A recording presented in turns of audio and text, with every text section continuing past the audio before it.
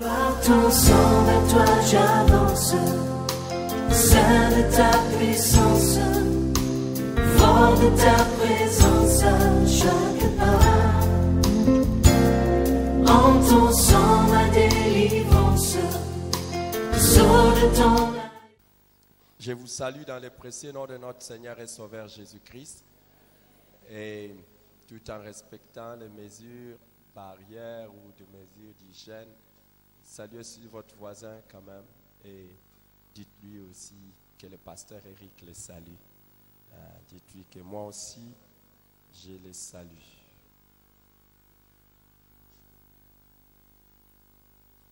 Alléluia. La vraie repentance. C'est de ça que le Seigneur m'a mis à cœur que nous puissions échanger. La vraie repentance. Je voudrais que nous puissions parler pendant quelques minutes sur la vraie repentance. Pour parler de ces sujets, j'aimerais que nous puissions lire deux textes. Matthieu chapitre 3, 7 à 10. Matthieu chapitre 3, 7 à 10. Puis nous lirons également Luc chapitre 3 à partir du verset 7 jusqu'au verset 14.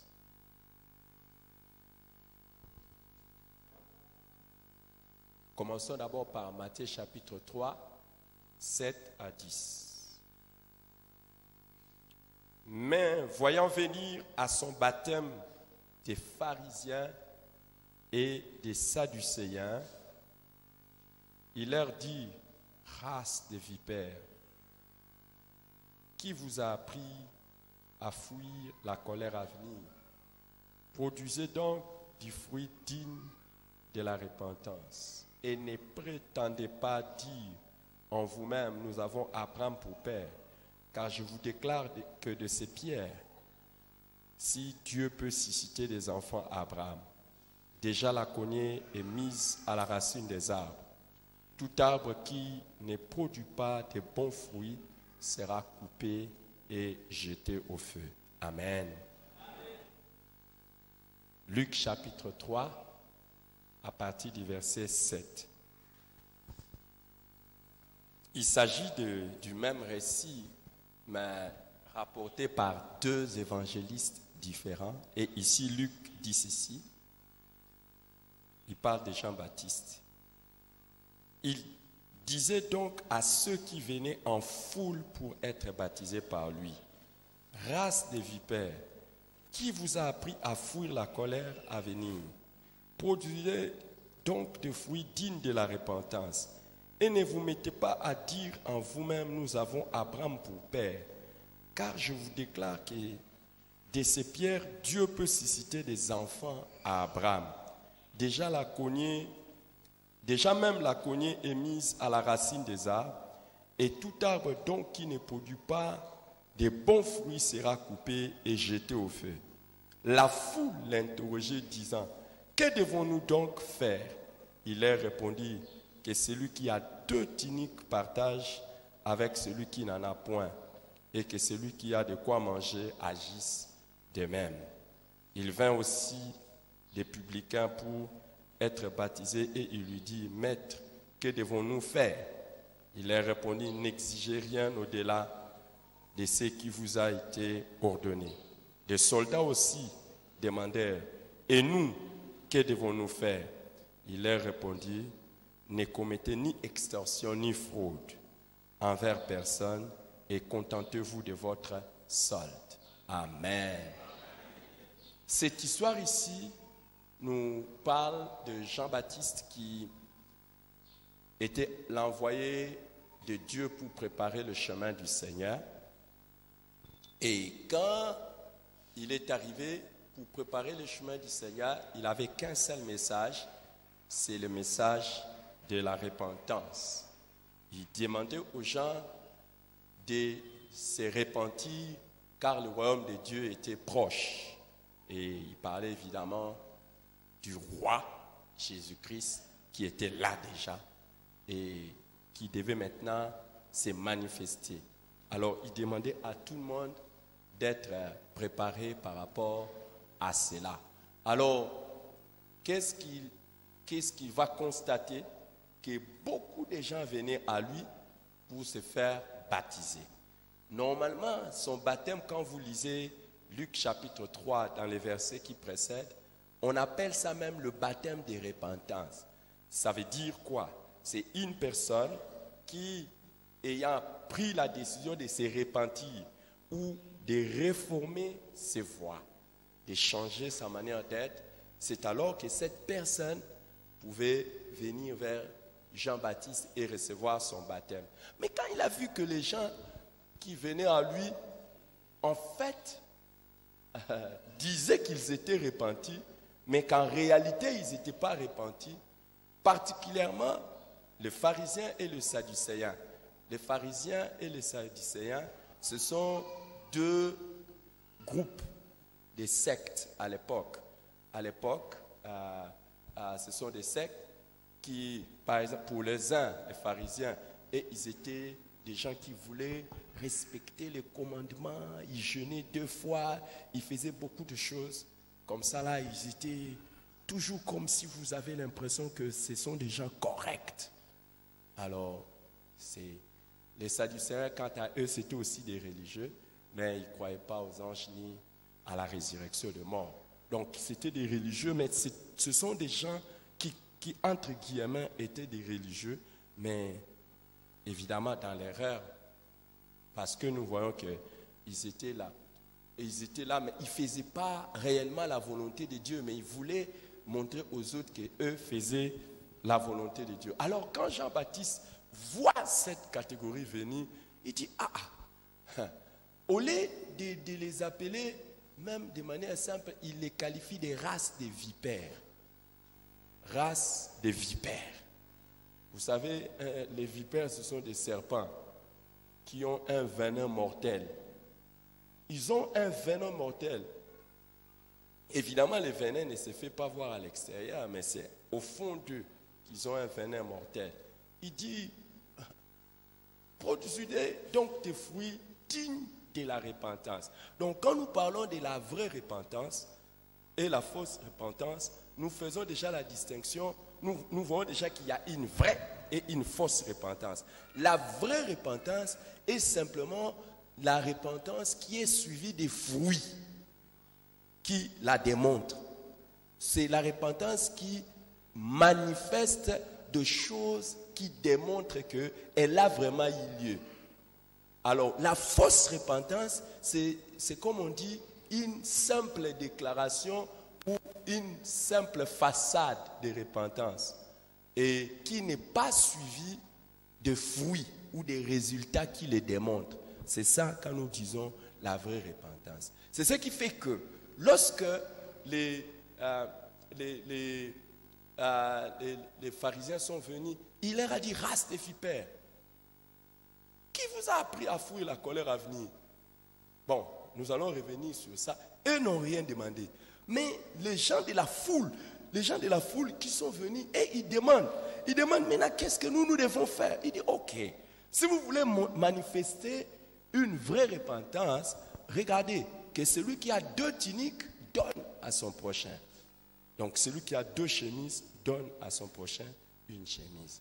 Et celui qui a mangé partage la nourriture à son voisin. En ce moment-là, les gens des impôts, les publicains, les péagers, les gens qui prennent l'impôt, eux aussi viennent. Ils disent, qu'est-ce que nous devons faire? Ils disent, ok, ne demandez pas au-delà de ce qui vous est ordonné. Donc, demandez uniquement ce qu'on vous ordonne de prendre. Donc, n'usez pas de ça. Les soldats aussi sont venus. Et aux soldats aussi, il dit, ok, n'usez pas d'extorsion et de fraude. Contentez-vous de votre solde. Donc, normalement, la vraie repentance, quand elle a lieu, elle se manifeste par une transformation sur la manière de vivre et de choses que nous sommes en train de faire et des choses que nous ne ferons plus parce que la vraie repentance a eu lieu. Originellement ou étymologiquement, la repentance, le mot repentance vient du grec métanoïa. Métanoïa, c'est un mot composé en grec. C'est un mot composé de méta et de noia. Et méta veut simplement dire après. Et noia, qui veut dire, ou le nous, veut dire pensée ou mentalité. Alors, méta, c'est après. Ça veut dire ce qui vient après. Donc, ce qui suppose un changement. Donc, c'est ça la partie-là. Et quand on parle de noia, on parle de, comme je l'ai dit, la pensée ou la mentalité. Mis ensemble, nous dirons que la repentance, c'est simplement le changement de mentalité, le changement d'avis, le changement de pensée, le changement dans la manière de considérer les choses. Alors, la vraie repentance, ce n'est pas seulement les changements dans la manière de penser ou de mentalité, mais la vraie repentance se fait voir par un changement suivi d'un changement de comportement dans les actions. Donc, vous changez dans les actions. Alors, est-ce que c'est important? Oui, c'est important. Parce que ce que nous sommes en train de voir ici, d'abord, nous devons savoir que la repentance, déjà la repentance elle-même, est un message très central dans la Bible. C'est un message très important.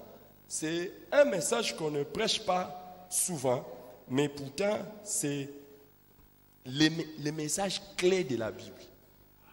Si on ne vous prêche pas la repentance, il y a un message clé de la Bible qu'on ne vous a pas prêché. Dans le Nouveau Testament, par exemple, le mot « repentez-vous » revient 64 fois. 64 fois, il est dit « repentez-vous ». Très important. Et toute notre vie avec Dieu, notre vie chrétienne, notre marche avec Dieu est posée sur la repentance. Dans Hébreux chapitre 6, 1 à 2, l'apôtre dit, c'est pourquoi laissant les éléments de la parole de Christ, tendons à ce qui est parfait, sans poser de nouveau le fondement du renoncement aux œuvres mortes, de la foi en Dieu, de la doctrine des baptêmes, de l'imposition des mains, de la résurrection des morts et du jugement éternel. Évidemment, le renoncement aux œuvres mortes, c'est ça la repentance, le fait d'abandonner de mauvaises choses. Et on dit, ça fait partie des fondements de notre vie chrétienne. Ça fait partie des doctrines fondamentales. Donc, il n'y a pas de vie chrétienne sans repentance. Il n'y a pas de marche avec Dieu sans repentance. Est-ce que quelqu'un comprend ça? Il n'y en a pas. Et Jean-Baptiste nous fait comprendre que sans vraie repentance, nous sommes toujours exposés au jugement. Sans véritable repentance, nous sommes exposés au jugement. Ça veut dire quoi? Si tu dis, j'ai changé, ou j'ai abandonné ceci ou cela, sans que ça ne soit de vrai, le jugement de Dieu continue à peser sur toi. Il dit, déjà la cognée est mise à la racine des arbres. Et tout arbre qui ne produit pas de bons fruits sera coupé et jeté au feu. Pour dire quoi? Toute personne qui déclare qu'il s'est déjà repenti, ou l'expression que nous avons l'habitude de dire, qu'il s'est déjà converti, mais il n'y a pas de chose qui montre cela. Les jugements de Dieu demeurent sur cette personne. Est-ce que quelqu'un comprend? Si tu dis, j'ai déjà donné ma vie à Jésus, mais et que cela ne se fait pas voir par des œuvres ou par des actions qui démontrent cela, les jugements de Dieu demeurent sur toi. Et Jean-Baptiste nous fait voir aussi l'importance de la vraie repentance, parce que c'est elle qui distingue les personnes qui viennent réellement à Dieu pour être sauvées et les personnes qui viennent à Dieu par intérêt. C'est la vraie repentance qui distingue ces deux catégories de personnes. Regardez, il y a des pharisiens et des sadducéens qui sont venus. Et ils voulaient avoir le baptême. Jean leur dit, c'est à eux que Jean dit, race de vipères, repentez-vous. Mais les amis, est-ce que vous avez vu la réaction des pharisiens et des sadducéens? Non. Non. Ils étaient venus pour un intérêt.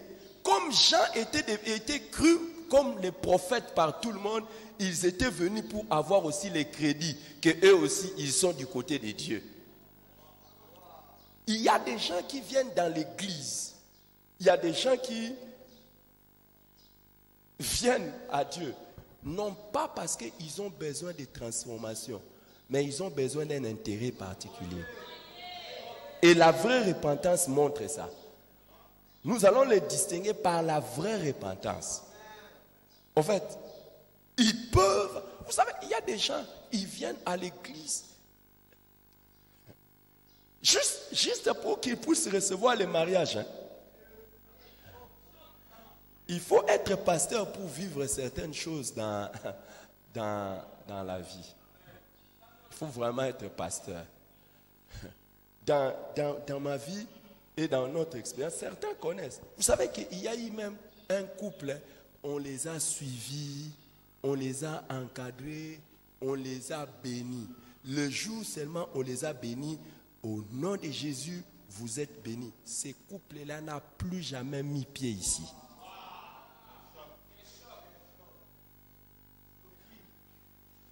Hey!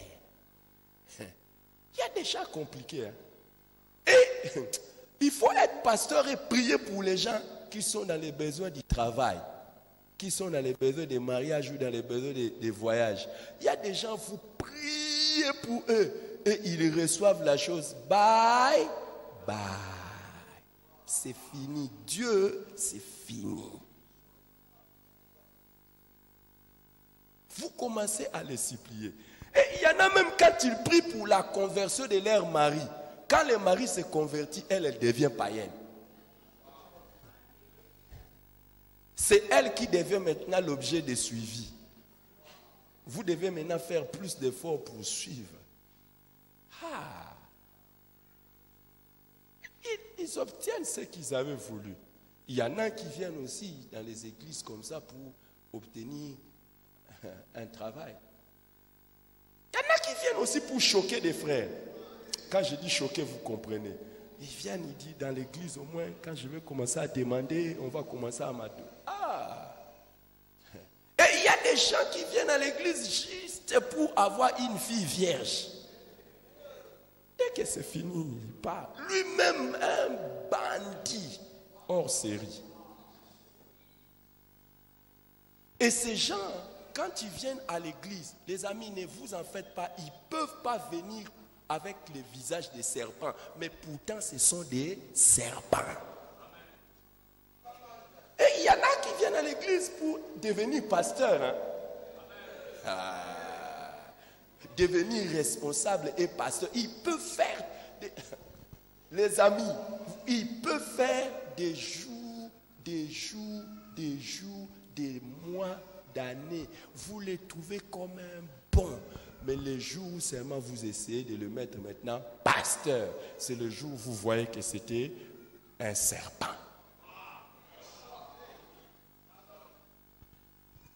Et dans ma petite expérience, je n'ai que quelques dizaines d'années. Hein. Je n'ai pas seulement 10 ans dans le ministère, je n'ai pas seulement 20 ans, plus que ça. Dans ma petite expérience, même les sœurs qui viennent faire tomber les pasteurs dans l'église, ce ne sont pas les nouvelles. Ce sont celles qui ont pris un peu plus du temps. Elles ont pris le temps de se faire accepter comme des sœurs en Christ.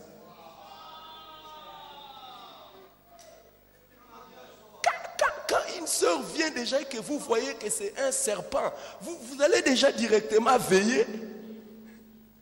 Mais c'est lorsque vous n'allez plus soupçonner, comme un vrai serpent, vous n'allez plus soupçonner sa présence. C'est alors qu'un jour il peut sortir le venin. Tiens! Hey, que Dieu nous délivre de ce genre de personnes au nom de Jésus-Christ. Donc, c'est la vraie repentance, c'est le changement de conduite qui nous fait voir ceux qui viennent à Jésus. Parce qu'ils ont besoin de changement et ceux qui viennent à Jésus pour un intérêt. C'est le changement de ta vie. C'est ce qui fait que dans l'église, nous avons des gens qui sont des serviteurs de Dieu, des responsables. Nous avons même des ouvriers. Je vous dis la vérité. Ne demandez pas à leurs maris, ne demandez pas à leurs femmes, ne demandez pas à leurs enfants. Ce sont des vrais païens. Oui.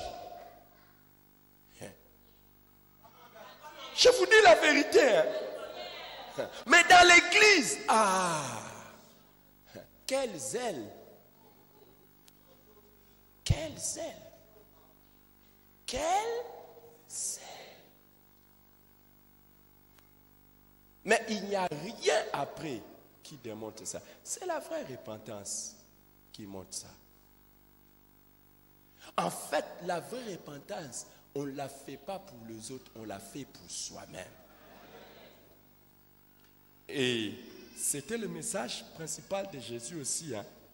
Quand Jésus a commencé à prêcher, il a dit, on nous dit dans Matthieu chapitre 4, verset 17, dès lors Jésus commença à prêcher et a dit, repentez-vous, car le royaume des cieux est proche. Même pour Jésus, le message principal, c'est la repentance. Dis à ton voisin, repens-toi.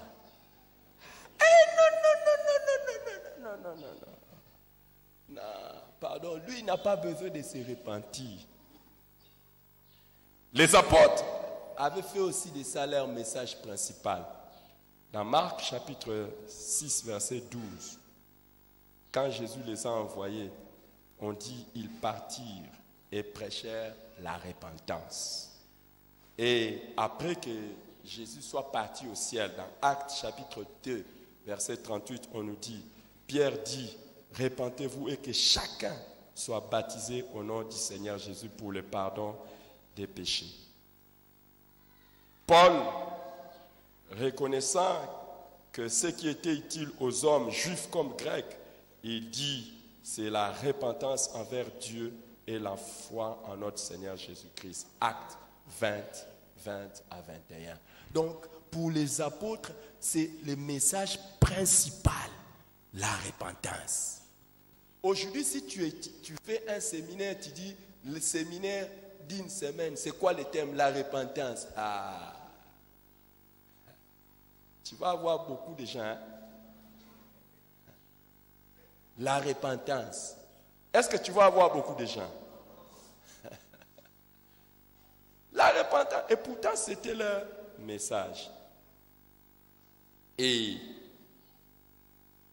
ce n'est pas seulement que c'était leur message, mais on nous fait comprendre dans Actes des Apôtres, chapitre 3, verset 19, que c'est la condition même pour être sauvé. Les amis, si vous n'êtes jamais repentis de vos péchés, vous n'êtes jamais sauvés. Vous n'êtes pas encore sauvés. Si vous n'avez pas eu un changement de conduite, ne dites jamais vous êtes enfant de Dieu. Ne faites pas l'erreur des pharisiens et des sadducéens qui disaient, nous n'avons pas besoin de repentance, nous sommes déjà des fils d'Abraham, nous sommes déjà des fils de Dieu. Vous n'êtes pas encore repentis, vous n'êtes pas sauvés. Et dans 2 Pierre, chapitre 3, verset 9, 2 Pierre, chapitre 3, verset 9, on nous montre que la repentance est le désir de Dieu. La Bible dit que Dieu ne veut pas que les gens puissent mourir. Il désire que les pécheurs se répandent et qu'ils soient sauvés. Le message de la repentance est un message qui est un désir de Dieu. Mais regardez aussi dans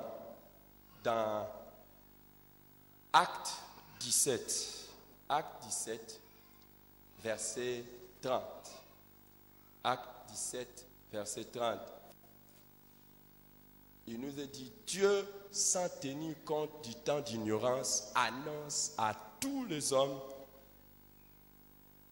en tout lieu, qu'ils aient à se repentir. C'est un message pour tous. Le message de la repentance est un message pour nous tous. Mais pourquoi, quand nous parlons de la vraie repentance, cela est nécessaire? Parce que tout le monde ne ressent pas le besoin de repentance. Ce n'est pas tout le monde qui ressent le besoin de repentance. Et je vais vous dire la catégorie des personnes qui ne ressentent pas les besoins de repentance. Quand Jean-Baptiste parle de la vraie repentance, il dit repentez-vous et produisez des fruits dignes de la repentance. Les gens de la foule sont venus, les publicains sont venus, les soldats sont venus. Donc c'est comme si les soldats se rendaient compte qu'ils sont coupables de nature. C'est un peu comme si les publicains aussi se rendaient coupables. Les gens de la foule sont venus. Mais les pharisiens et les sadducéens, ils n'ont pas posé la question. Qu'est-ce que nous devons faire? Tout le monde a besoin de la repentance. Mais les religieux ont du mal à se repentir.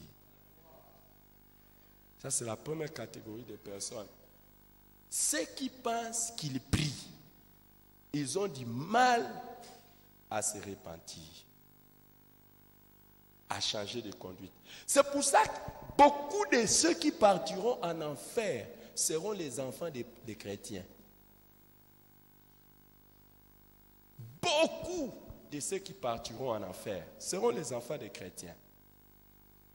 Parce que comme ils sont nés dans l'église et qu'ils sont grandis comme ça là, surtout quand on ne leur a pas parlé de la vraie repentance qui consiste dans les changements de comportement personnel. Pour eux, c'est seulement l'église. Beaucoup de ceux qui seront en enfer auront fréquenté l'église des années et des années. Hier, j'étais en train de partager l'évangile à un jeune homme. Je lui partageais l'évangile et je lui demandais comment il s'appelait. Il m'a donné son nom. Et quand il m'a donné son nom, je lui ai demandé s'il connaissait la signification de son nom. Il m'a dit qu'il ne connaissait pas. Et pourtant, c'est un nom qui se trouve dans la Bible avec une signification très jolie.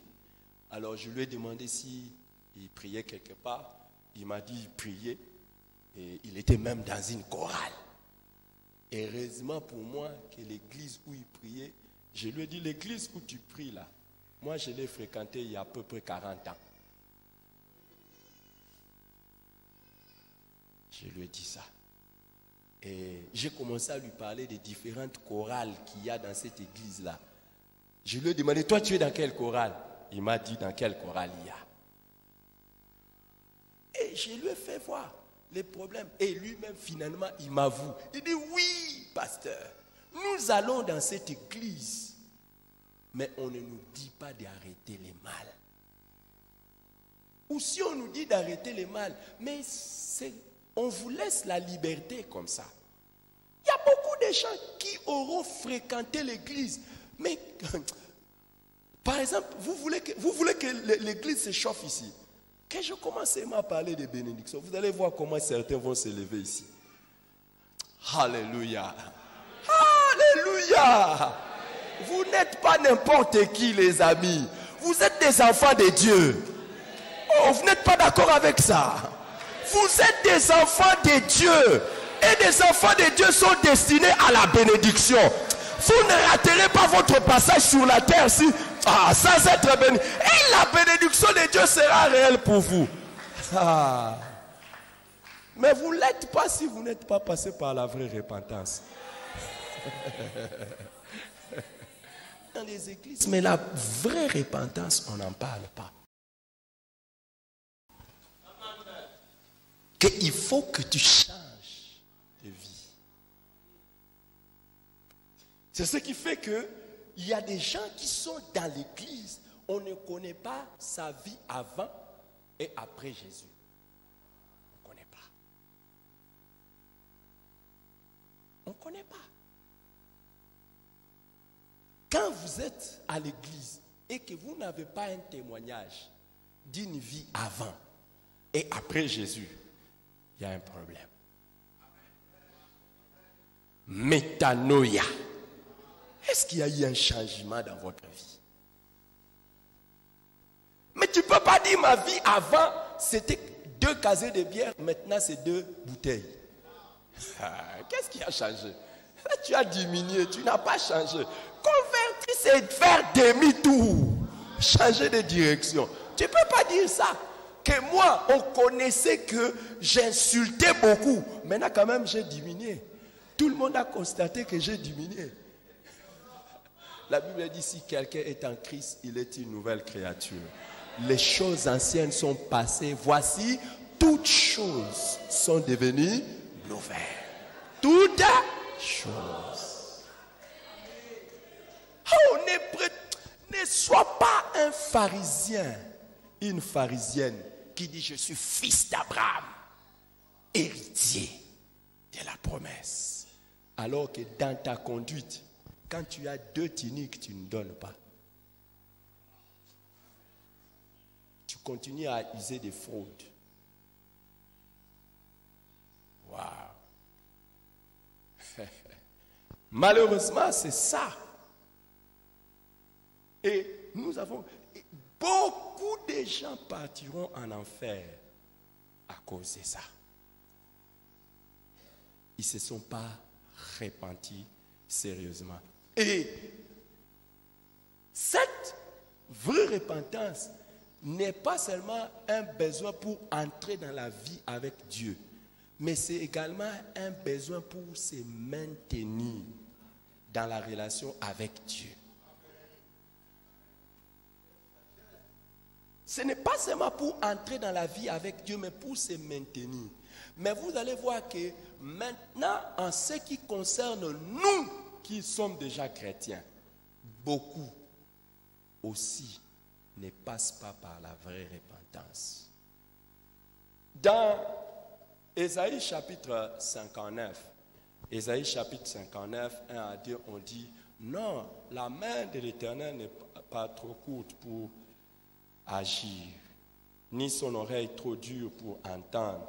Mais ce sont vos crimes qui mettent une séparation entre vous et votre Dieu. Ce sont vos péchés qui vous cachent sa face et l'empêchent de vous écouter. Écoutez, dans la marche avec Dieu, les péchés créent une séparation entre nous et Dieu. Tu ne peux pas dire que tu es avec Dieu alors que tu es avec un péché. Ah. Est-ce que quelqu'un comprend ça? Tu ne peux pas dire que tu es avec Dieu alors que tu es avec un péché. Je sais ce que je dis. Je ne dis pas tu as un péché, tu es avec un péché.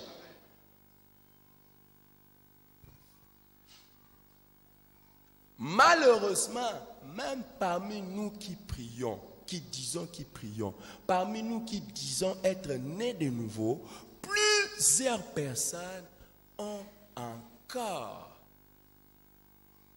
un péché auquel ils peuvent s'attacher sans véritablement se repentir. Sans véritablement se repentir. Et c'est dangereux. Non seulement que vous devez le savoir que le péché met une séparation entre nous et Dieu. Ça veut dire quoi? Ça ne veut pas dire que Dieu n'est pas là. Mais Dieu est là, mais Dieu ne peut pas être en train d'agir dans votre vie. Il n'est plus content de la compagnie. Demande pas à ton voisin si Dieu est à l'aise avec lui. Demande à ton voisin si Dieu est à l'aise avec lui. Dieu n'est pas à l'aise de vivre avec toi. Oh non, non, tu vas dire, oh non, non, non, non. J'ai déjà demandé pardon avant de venir au culte. Est-ce qu'il y a des fruits qui montrent que tu as demandé pardon? Que tu as arrêté la chose? Est-ce que ton pardon, c'était une vraie repentance ou bien juste... Waouh! C'est comme ça. Et c'est ça. Et nous ne voyons pas le besoin d'une vraie repentance. C'est comme ça que vous pouvez voir qu'il y a des chrétiens qui cultivent un péché et ils appellent ça leur faiblesse. Ils ne voient pas les dangers de ça. Que Dieu s'éloigne d'eux à cause de ce qu'ils appellent faiblesse. Il y en a même qui disent c'est mon défaut. Hey. Il se met en colère, il fait des choses. Des gens qui sont à l'église. Pourquoi je dis comme ça? Des gens qui sont à l'église, quand ils ont la foule a demandé, vous voulez savoir que vous êtes repentis. Si vous avez des tuniques, donnez une à l'autre. Les gens qui sont à l'église, qui n'ont jamais donné aux gens. Hey. Pardon, levez un peu la main. Pas pour célébrer Dieu, levez la main. Fermez ça comme ça. Est-ce que vous savez qu'il y a des gens qui sont, depuis qu'ils sont convertis, ils sont comme ça? Tcha, là, bra, bra, bra, bra. Hey, hey, regardez, levez la main. Levez la main. Fermez ça. On fait seulement un exercice où nous sommes dans la maison. Toi, tu es comment vraiment? Levez la main, ferme. Et c'est comme ça qu'ils demandent aussi à Dieu. Hein? Ils demandent à Dieu pendant qu'eux-mêmes ne donnent pas.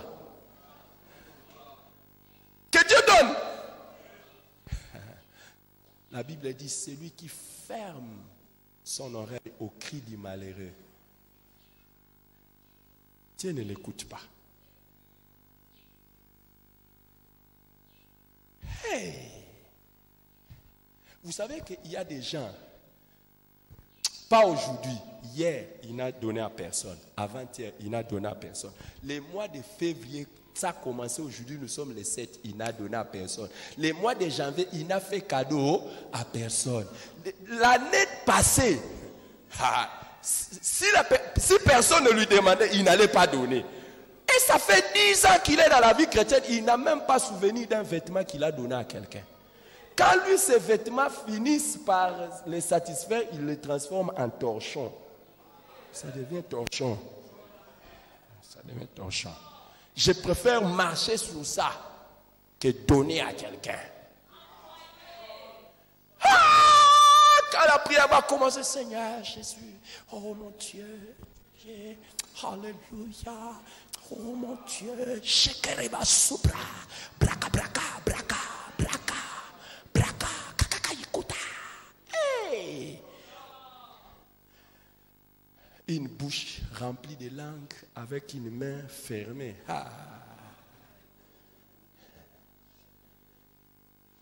Dieu n'est pas là. Dieu dit, vos péchés mettent une séparation. Et la Bible dit, vos péchés vous empêchent de voir sa face. Les amis, il y a des choses que Dieu nous donne dans sa grâce. Mais il y a des choses que Dieu nous donne dans sa faveur. Et la faveur, il faut faire quelque chose. Et il y a un certain degré de choses que tu n'auras pas avec Dieu tant qu'il y a un péché dans ta vie. Même dans les ministères, il y a un certain degré de ministère que tu peux atteindre par la grâce de Dieu. Mais il y a un autre degré de ministère, tu ne peux pas l'atteindre si tu n'apprends pas à te sanctifier d'une manière spéciale. Dans la vie, il y a des choses que Dieu ne fera pas avec toi si tu n'apprends pas à te sanctifier d'une manière spéciale. La Bible dit, dans la maison, il y a des vases d'or et des vases d'argile. Mais si une personne s'abstient des mauvaises choses, c'est alors que Dieu l'utilise comme un vase d'honneur.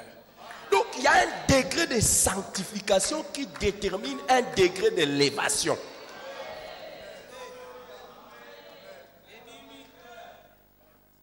Joue seulement avec les péchés. Il y a des grâces que tu obtiendras de Dieu, mais il y a des choses que tu n'obtiendras jamais. Jamais. Jamais. Dieu, nous ne disons pas parce que tu as obtenu que Dieu, tu as fait quelque chose. Non, non.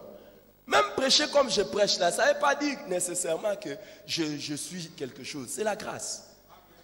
Mais il y a un certain niveau de ministère ou un certain degré de choses que tu vivras avec Dieu. Sans la sanctification, tu n'atteindras pas ça. Sans la vraie repentance.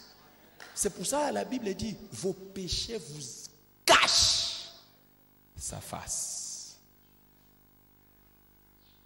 Et l'empêche de vous écouter. Sans la vraie repentance, l'oreille de Dieu devient dure. Et la main de Dieu devient courte.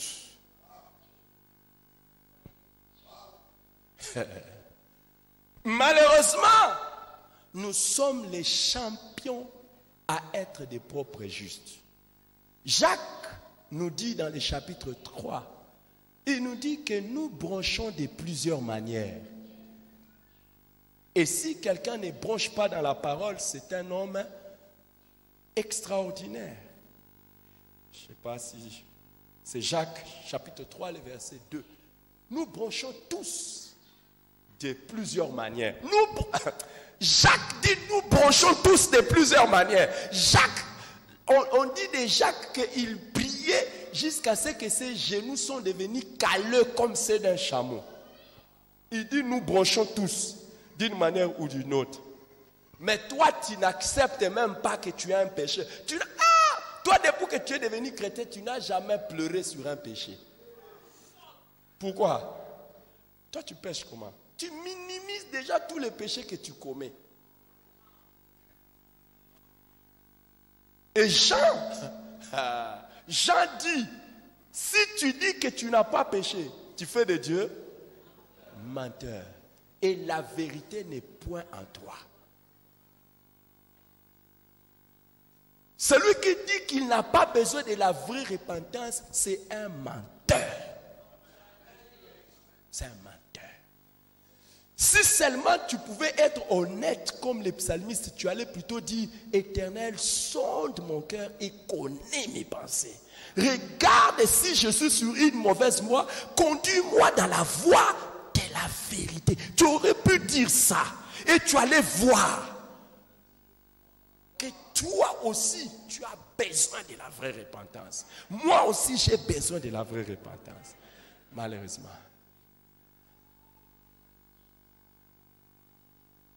Pourquoi nous n'avons pas de vie chrétienne florissante? Quelqu'un peut être en train de négliger le travail de Dieu. Quelqu'un peut être en train de mal se conduire. Et quand il s'agit de prière, il prie, mais il ne fait pas la vraie repentance qui est suivie d'un changement. C'est ce qui fait que parlez aux ouvriers dans l'église. Hey, vous allez voir la semaine qui va suivre après, il fait, mais après il retombe. Ce n'était pas la vraie repentance.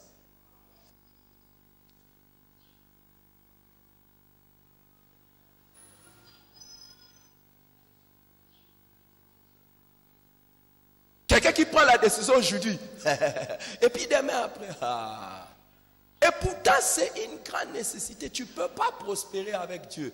Proverbe chapitre 28, 13 nous dit, celui qui cache ses transgressions ne prospère point.